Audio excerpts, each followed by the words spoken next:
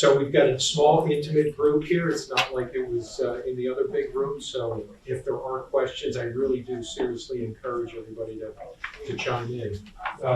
So I'm really honored to be with these four panelists. They have a lot more experience than I do on this topic. So without further ado, let me just introduce them very quickly. Marty Froelich, and it's not in order, so raise your hand, please. He is Senior Vice President, Risk Manager for First Citizens Bank. Followed by that, Arundin Majumdar. He is the Deputy Chief Risk Officer for Bank OZK. Lad Muzzy, Global Enterprise Reputation and Operational Risk Management Leader for Aon. And Surya Nanajan. He is Vice President, GRC for Vivid Edge Corporation. And Vivid Edge, they do have a booth out there, so please join them, visit them if you would. So the topic is unleashing the true value of the RCSA, putting your RCSAs to work. So folks, let me tee it off by saying, we all know that managing risk in the financial services space has always been tricky, but it's gotten even more challenging over the years. So in your experience, how has the risk landscape changed, and what are you doing to evolve the RCSA process? And so for the first round, let me just roll down the road, and I'll start with you. All right. I know everyone can hear me, right? First of all, I want to say thanks for coming. We're supposed to have a cake coming in pretty soon, so you guys will be first in line. How the risk landscape has changed, I mean, obviously it's pretty radical changes, but that's the great thing about risk, right? It always keeps us busy with new things coming up, right? So one of the things that, wasn't really on anyone's radar, 5-10 years ago was COVID. And so now all of a sudden that hits, you have to be able to respond quickly. And we spoke yesterday about the agility side of it. But when it comes to RCSAs, it's, I think, a combination of a couple of different things. So we see our clients focusing on not only what are the executives saying, right, but what is going on, obviously, on the day-to-day jobs for all those different staff members. And then how are you engaging, right, external counsel, your suppliers, vendors, your employee sentiment, right, your consultants, in order to complement all that thinking. And the real benefit, I think, that's coming from that is the ability to challenge what you're hearing from the organization, right, to be able to help them think a little bit more holistically and to understand the relationships. So when we see our clients engage us, right, they're typically talking about one specific thing. So I'm worried about cyber, or I'm worried about being in non-compliance. But that's great because the organization is typically set up to manage those risks in that way and reevaluate those. But as you would expect, the snowball effect happens when you start to include all these other different pieces, right? So human resources, you have training, you have the strategic side of it, you have the vendors and suppliers that contribute to that. So one of the things that we're doing is trying to make those links in order to understand if there's economies of scale in managing those risks, or for that matter, how those things connect together to exacerbate what that exposure could be. I think that the changing risk landscape really what it's done is it's made visible and more in the consciousness of senior managers a lot of risks that they used to just gloss over. And when we talk about the whole spectrum of risks and risk categories, when doing an RCSA, I think the last 15 or more years of introducing this whole concept to our various businesses is starting to sink in, and they're more cognizant of the fact that they should think about human capital risk or fraud risk.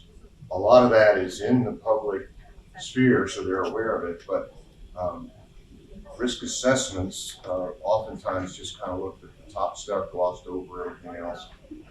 I think we've got a much better educated family of risk owners these days, that being businesses who are evaluating. I think I completely agree with Vlad and Marty. I'll probably answer that question in two parts. As far as changing of the risk landscape, right? I think there's been like two tectonic events over the last 15 years. One of course the great financial crisis that was definitely a game changer for risk management, right?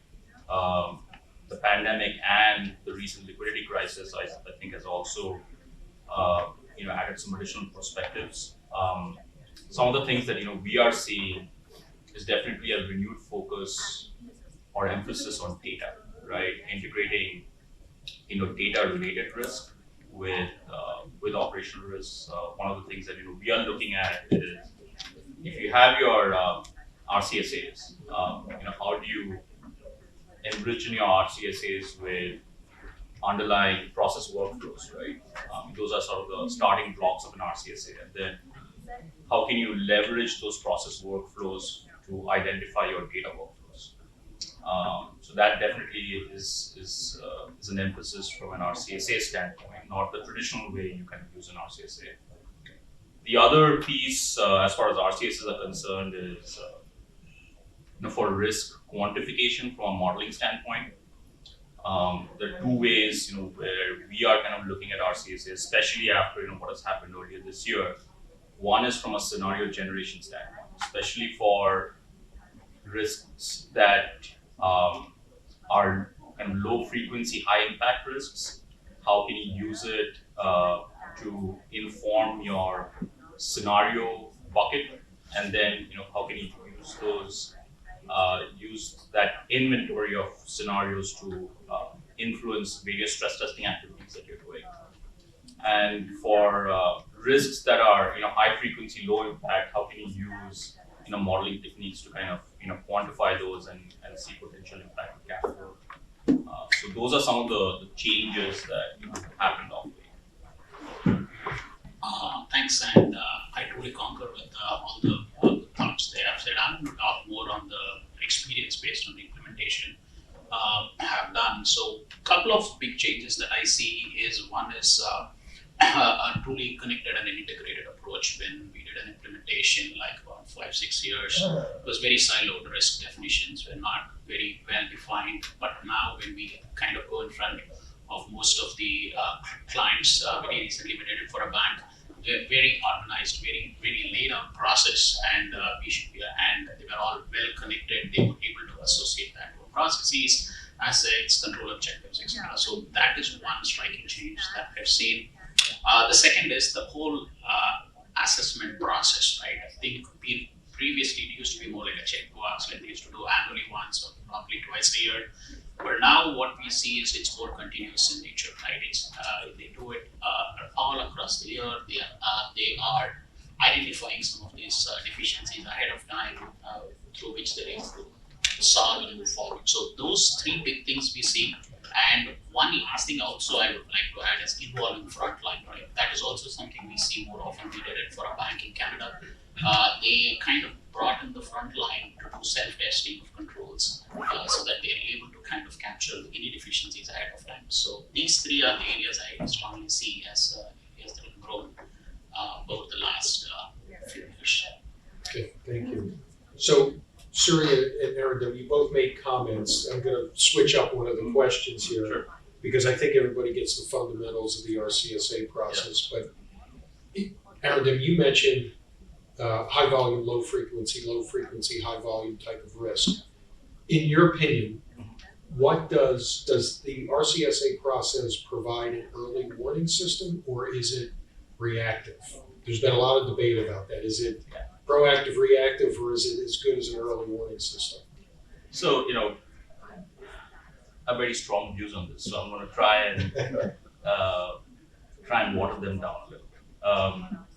I feel, RCSs traditionally are reactive, right?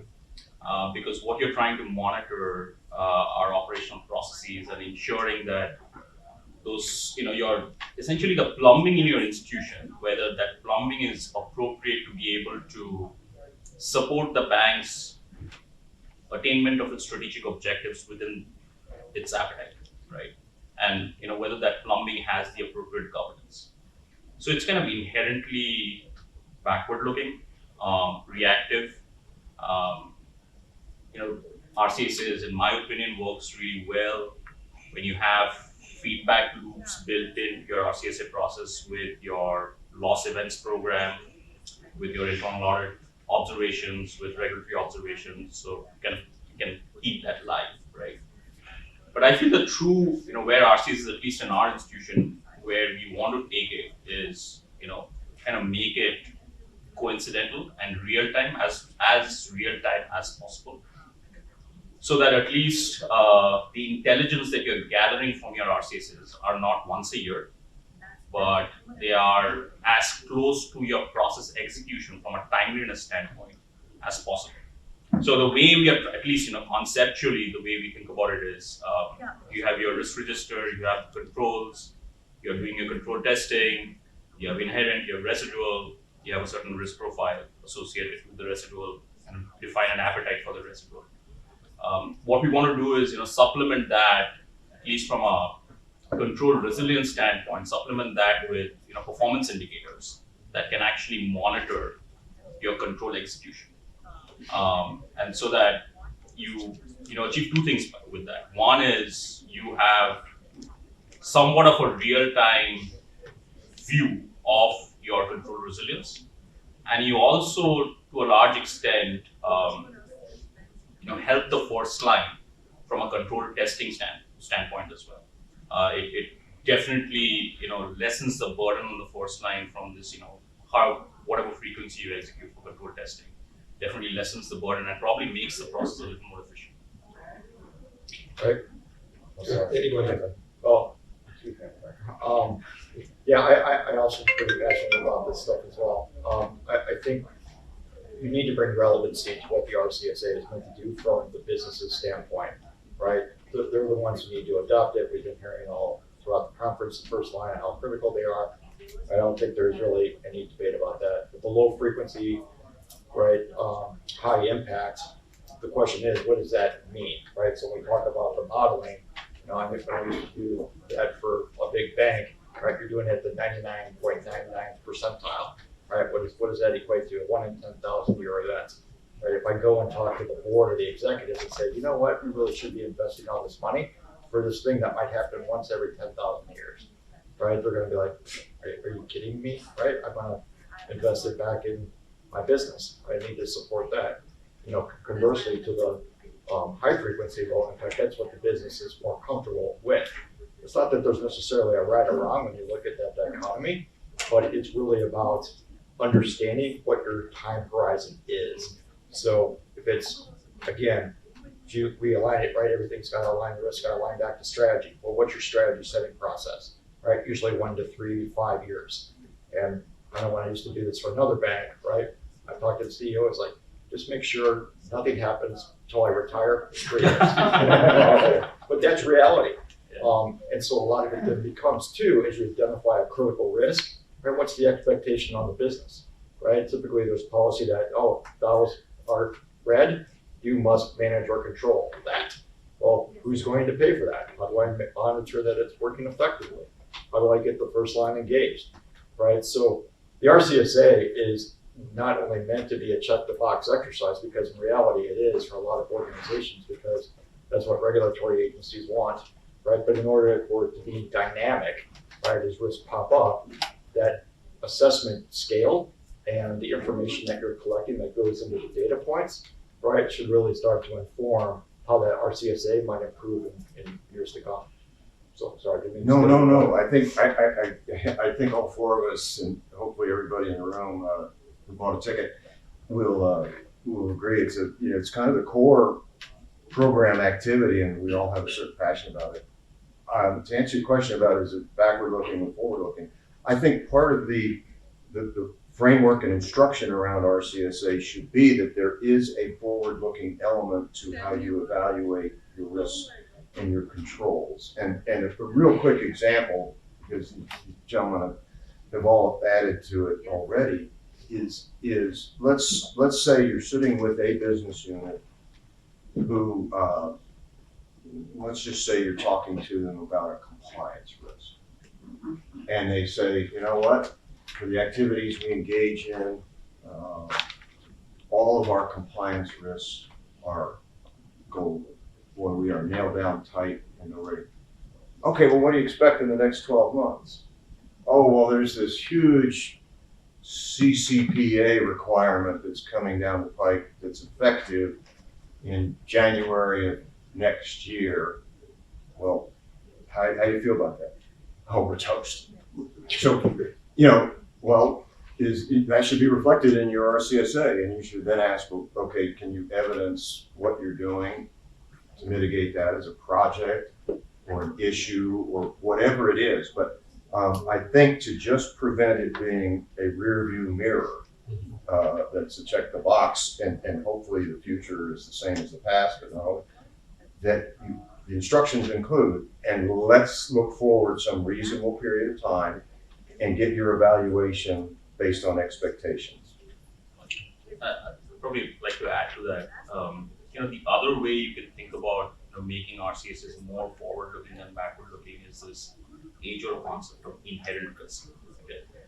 Like the challenge that we face, most institutions face this challenge. When you speak to first-line folks, right? You say, think about how would you rate your inherent risk?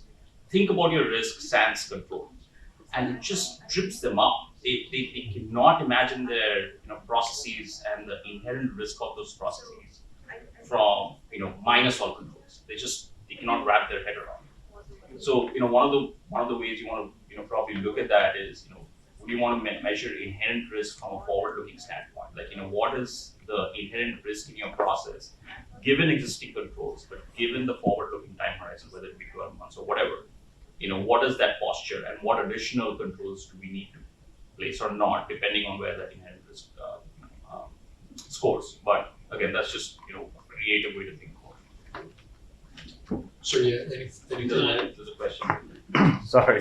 I'm just, it's just, we're on the topic, so I'm sorry, I don't know if I'm allowed to just. Yeah, go ahead. Absolutely. So you guys are all kind of touched upon it, but however, I think the inherent risk, right? I mean, the way, in my experience, right, the way to make it more forward-looking, proactive, where if you are putting appropriate key risk indicators on those high inherent risks, where and then you can kind of start to get more of a continuous monitoring of those KRIs that are attached to those high inherent risks. And again, I know you mentioned you kind of all touch upon it, but that's a way that I also see one of the better RCSA programs and getting more value out of the RCSA program when you are putting more forward-looking KRIs attached to these higher inherent risks within your processes.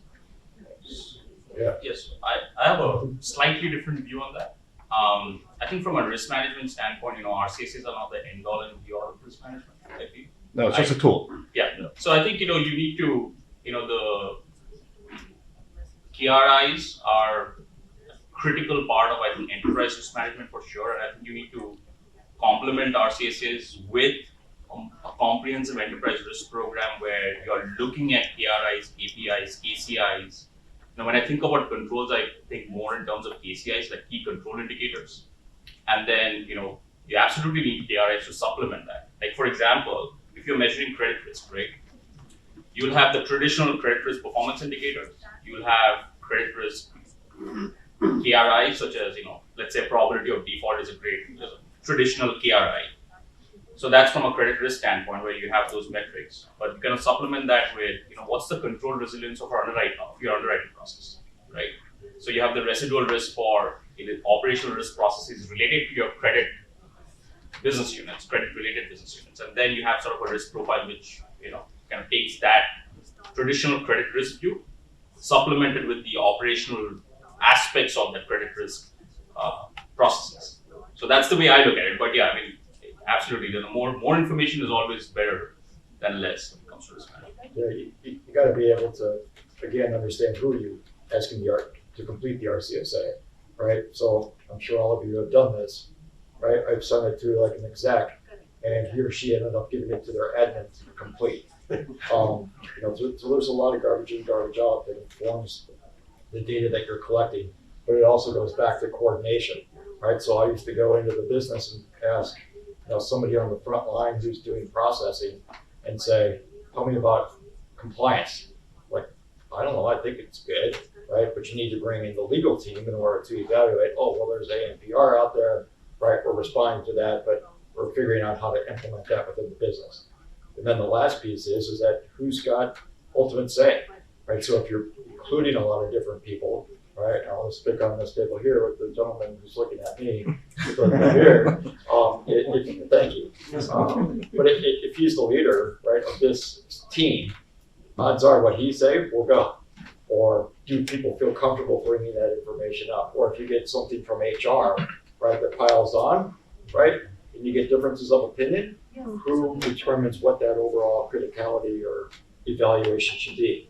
And it's a difficult task, but that's where you need to do some of that due diligence up front, right? So when you create your procedures around the RCSA, you have a mechanism to, I guess, overcome the possible conflicts of interest and perceptions of the criticality to ultimately determine whether or not you need to do something about it or not. So, unlike Gavin Grounds this morning, I don't have any algebra, I'm not gonna test you, but quantitative versus qualitative. What are I knew that would bring up a laugh from somebody, but what are your opinions on qualitative versus quantitative risk assessments? I'll take that first, and I will try to split the difference a little bit because I think it is somewhat semantics, right? If you look at the entire risk profile of a given business unit, certain things are more amenable to attaching objective numbers to.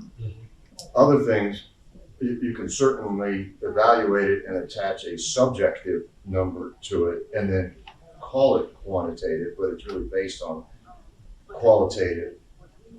I think the critical component of that is there is consistent guidance, which the first and even the second line can offer to people who own those processes and those risks so that they are evaluating them with as little margin for misunderstanding as you can build in.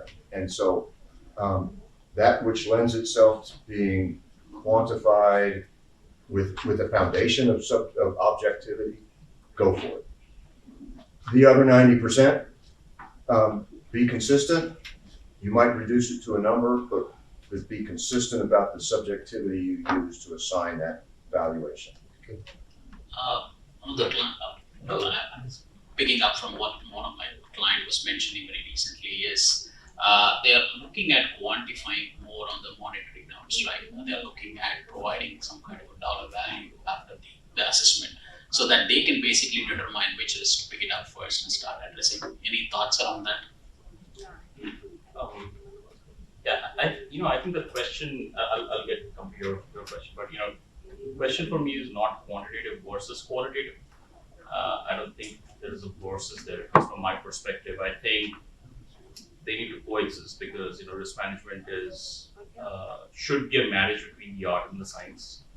No matter how much AI, ML, and these buzzwords that you use, you can't really replace human intuition.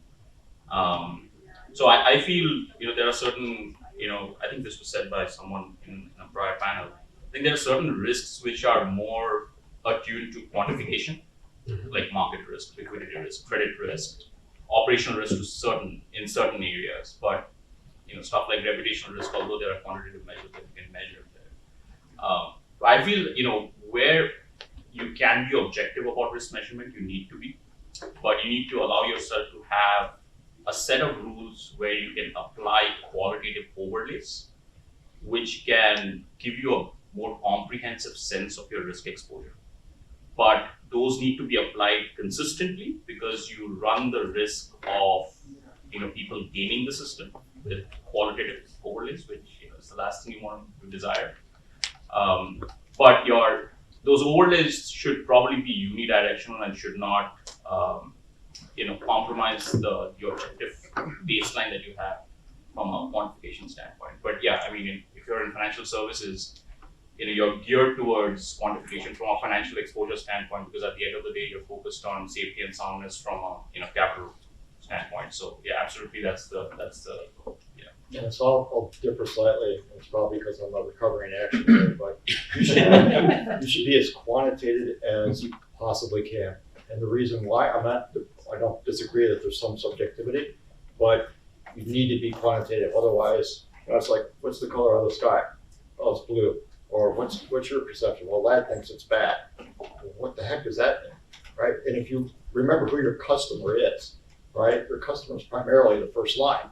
And what do those men and women, what are they evaluated against, right? Growing the business, reducing turnover, whatever it happens to be, right? And those are the measures that we talked about earlier around the KRI piece, that you have to ensure that those numbers are as less debatable as possible, and to build in the data sources that was brought up earlier, right, to support those facts. Because if I say, one is a one, there's no debate about that. But when you escalate and move these things up the food chain, right, they can say, yeah, I see 1 and 1 is 2, but you know what? That's really, could put us out of compliance, right? So maybe we don't want to do that. So that's the subjectivity piece, but at least you have the hard data to provide to support those business decisions. Thank you. And if I might, Yeah, sure. you just touched on something, Lad, that I think is a critical part of the RCSA process, and it kind of goes to how things are evaluated. If you build it in, I think, properly, and I might be going to the next question, so I apologize. But if you make the process right, there's a top-down and a bottoms-up element that provides opportunity for challenge. And most people would say, oh, well, I hope that what we've arrived with initially is what the next level agrees with. I actually think that the most learning from RCSA or almost any other process is when there is some valid disagreement, when the top and the bottom come together and you get to a point like you were saying, Lad, no, it's 1 + 1 is 2, and somebody else says, I think it's 3. And you have a meaningful debate based on information, then a lot of this is a checkbox, right?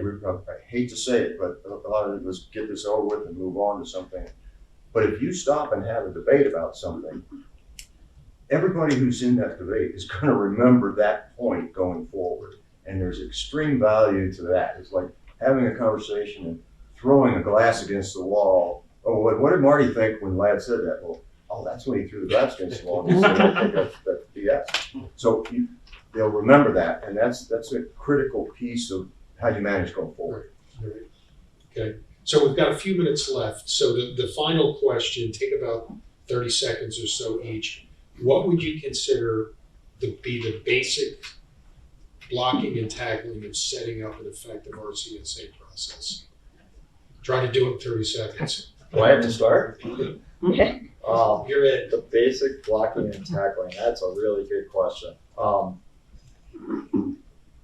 I really, truly think, and you probably gathered from my comments, is that it needs to be set up around what your organization is trying to achieve. We can do the risk piece, right? But in reality, we're all overhead.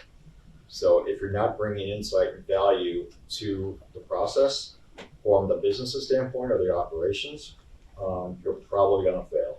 That would be my suggestion. My answer would be that the very basic blocking and tackling is get everybody to consistently keep it in the same box.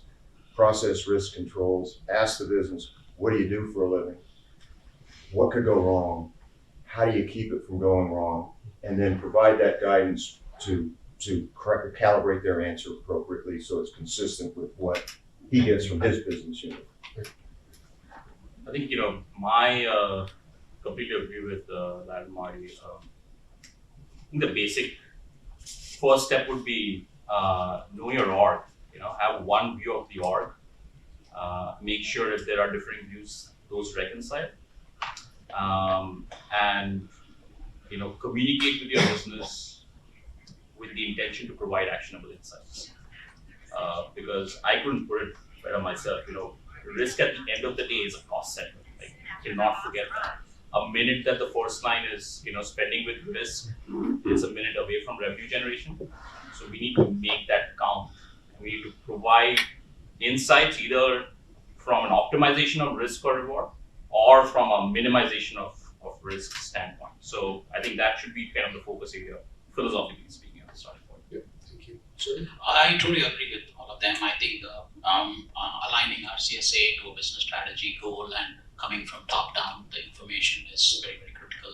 I think that's something which is very important for the RCSA to succeed. Great. Thank you. Are we completely out of time? We're out of time. Well, thank you very much, gentlemen.